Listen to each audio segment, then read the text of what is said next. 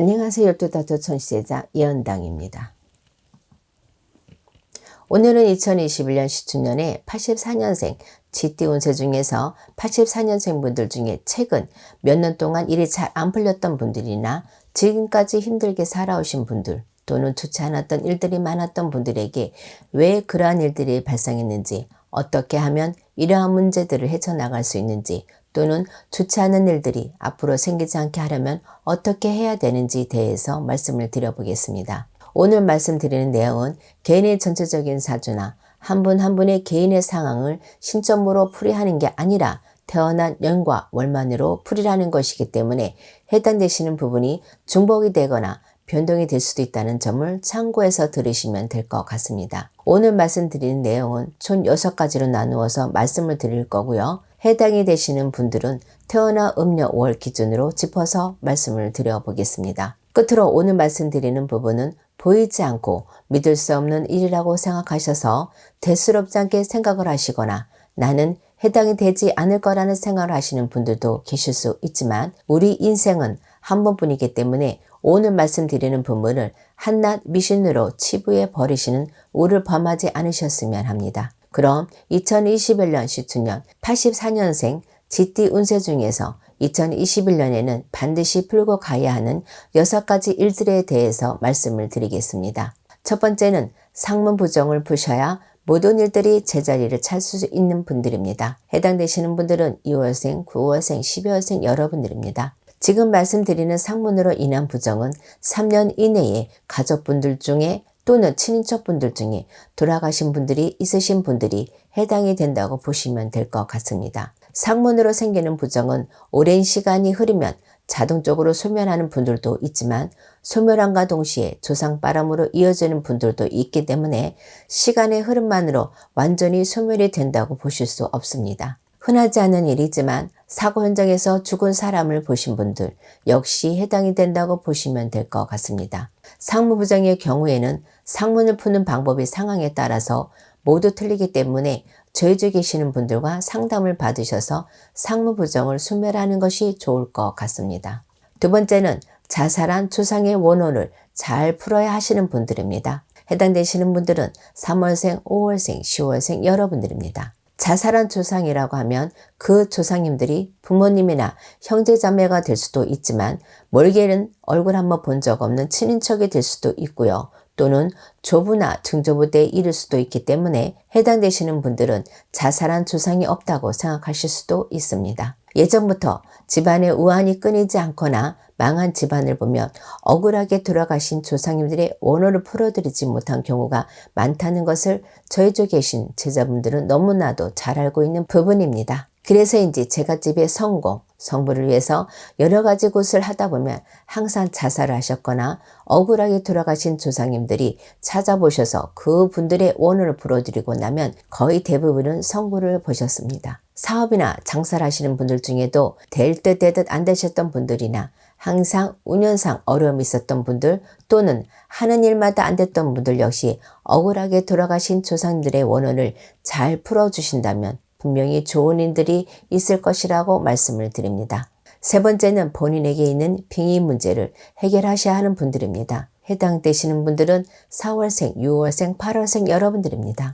다시 한번 말씀드리지만 개인의 전체적인 사주에 따라서 변동이 될 수도 있고 이미 빙의 문제를 해결하신 분들도 계실 수 있지만 대부분의 분들이 본인에게 빙의 문제가 있는지조차 모르는 분들이 많습니다. 빙의라는 것이 빙의로 인한 문제가 심각한 분들도 있고 경미한 분들도 있고 빙의가 되었다 하더라도 원래 가지고 있던 성격이나 행동의 변화가 없는 경우도 있기 때문에 일반 분들이 빙의를 판단하는 것이 쉽지 않다는 것이 어쩌면 더 큰 문제일지도 모르겠습니다. 빙의가 된 이유나 시기는 개인마다 모두 틀리기 때문에 빙의 문제가 심각한 정도는 모두 다를 수밖에 없습니다. 집안의 문제가 끊이지 않았거나 하신 일이 잘 안 풀렸던 분들이나 여러 가지 좋지 않은 일들이 많았던 분들, 한 번쯤 빙의 문제를 의심해 볼 필요가 있다고 생각하시면 될 것 같습니다.